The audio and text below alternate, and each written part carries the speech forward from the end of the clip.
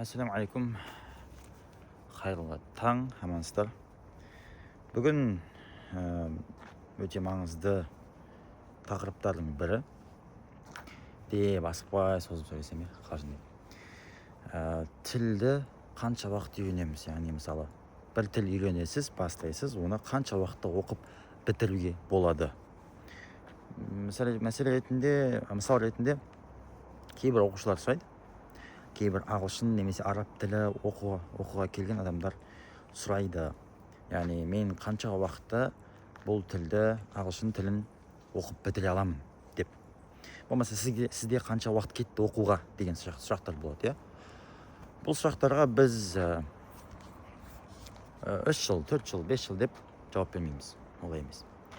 Неге? Себебі тіл, жалпы осыған дейінгі бір видеода айттық, қалай дейді, тал бесіктен көр бесікке дейін, минал махди илал лахди ма, яғни туғаннан бастап өлгенше деген сіз тіл оқисыз, осыны түсініңіз. Алайда әрине енді сонда мен ағылшын ешқашан аяқтамайын ба деген ой келуі мүмкін. Онда да бір деңгей бар. Яғни жалпы тіл сөйлеудің біз А1, А2, Б1, Б2 деп деңгейлер бойынша бөлеміз. Бірақ өзіміздің жеке бір жыл бір тіл әдісі бойынша бөлсек, мынандай 2 деңгей шығады. Біріншісі ол сөйлесуге ыңғайлы, сөйлесуге, күнделікті өмірде сөйлесуге жеткілікті деңгей деп айтамыз оны. Және екінші ол тіл иесінің, яғни сол елде туған, сол елдің азаматы ретінде туып өскен адамның дәрежесі. Мысалы, ағылшын тілі американдық адам, оның дәрежесі жоғары, жаңағы. Және бізге керек дәреже бар, күнделікті әңгімеге жеткілікті дәреже. Бұны ағылшын тіліне басқаша айтады, бірақ қазақша айта берейік. Бұл дәрежеге, бұл деңгейге жетсеңіз, сіз айта аласыз, мен жалпы бұл тілде сөйлей салам, еркін сөйлей алам, жалпы. Енді білмейтін сөздер болуы мүмкін, түсінбейтін нәрсе болуы мүмкін, бірақ сіз жалпы бұл тілді қолдана аласыз. Білем деп айтатын деңгей осы деңгей, яғни. Яғни осы кезде сіз мен білем деп ауыз толтырып айта аласыз. Ал енді бұл деңгейге қалай жетеміз, жеткенімізді қайдан білеміз деген сұрақ пайда болады. Бұл деңгейге жетудің 3 белгісі бар. Осы 3 белгісі де көрінсе, онда сіз бұл деңгейге жеттім деп айта аласыз. Бірінші шарты, бірінші белгісі ол естігеніңіздің 80-90%-ын түсіну. Яғни тыңдадыңыз, ютубтан бір видео ма, болмаса көшеде бір адаммен сөйлестің, шетелдікпен. Сонда сіз естіген нәрсеңіздің шамамен 80-90%-ын түсінсеңіз, демек сіз бірінші белгісі, демек сізде бар деген сөз. Бірінші шарты орындалып тұр деген сөз. Енді екінші шарты, ол 2000-3000 сөз білу, яғни сөздік қор. Сөздік қорыңыз 2000-3000 сөздің шамасында болса, онда бұл да екінші белгісі, бұл деңгейге жеткеніңіздің бір дәлелі ретінде. Ал енді үшінші белгі бізде өте маңызды, мына екеуінен де маңызды деп айтуға болады негізі. Үшінші белгі ол бізде еркін сезіну. Жалпы сөйлеу барысында түсінбей қалатын кездер болады, болмасы білмейтін нәрсе болады. Міне осындай мәселе туған кезде, осындай мәселе туған кезде сіз еркін,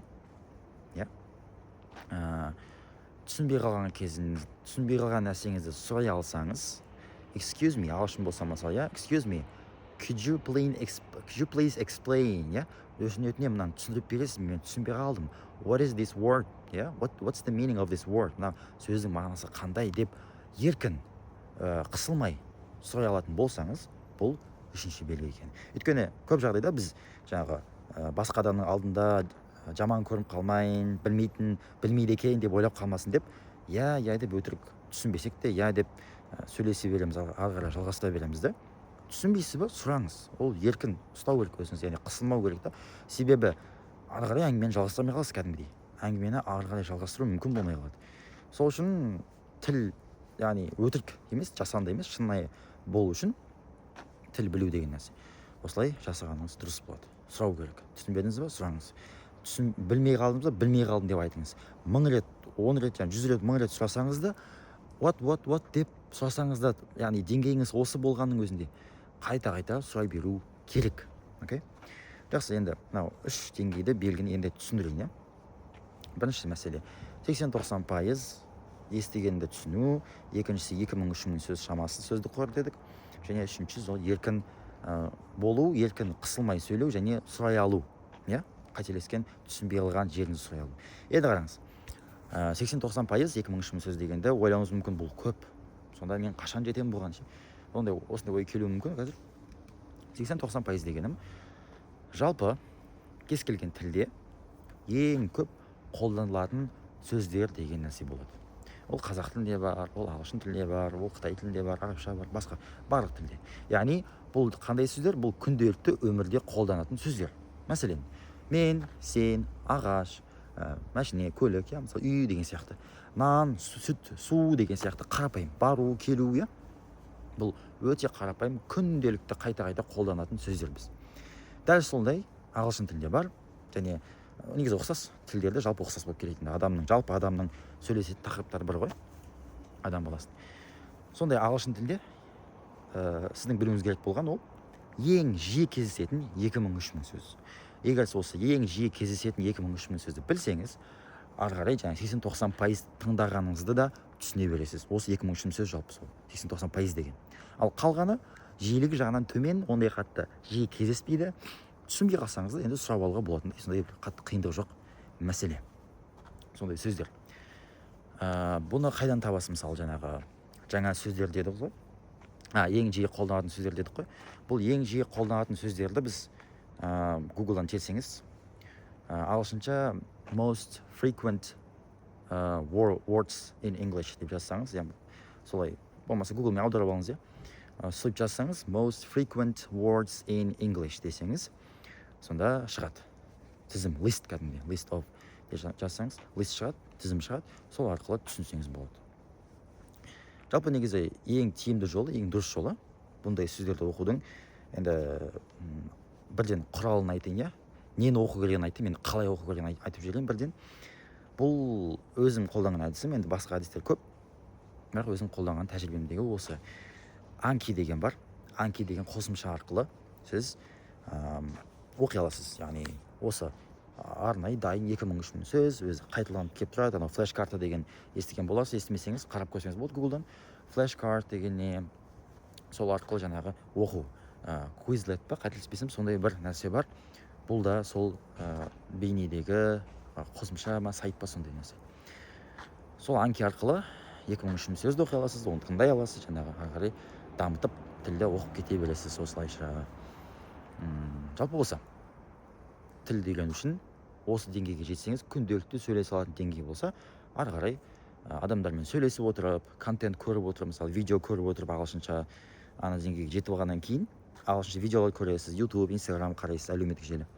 Сол арқылы білмейтін сөздерді өзіңіз аударып алып, арасында қарап сөздік қорды одан да жоғары қылып, толықтырып, 10 000 сөзге дейін жеткізіп алсаңыз да болады. Бұл ары қарай ешқандай қиындық жоқ, жалпы. Ары қарай жай ғана қолданыста, практикада қолдану керек тілді, болды. Тілді қолдану. Оған дейін 2000-3000 сөз кішкене оқу керек әрине. Бірақ бұл да енді қатты үлкен мәселе емес. Дұрыс әдіс қолдансаңыз әрине кез келген тілді оқуға болады. Жалпы осы видео пайдалы болды деп үміттенемін. Пайдалы болса лүпілдетіңіз, лүпіл, пікір және каналға жазылып қойыңыз, жазылмасаңыз. Және бөлісіңіз, тіл оқып жатқан достарыңыз болса, таныстарыңыз болса, жіберіп қойыңыз, иншалла пайдасы тиеді деп үміттенемін. Олай болса, ассаламу алейкум. Келесі видеода иншалла көріскенше.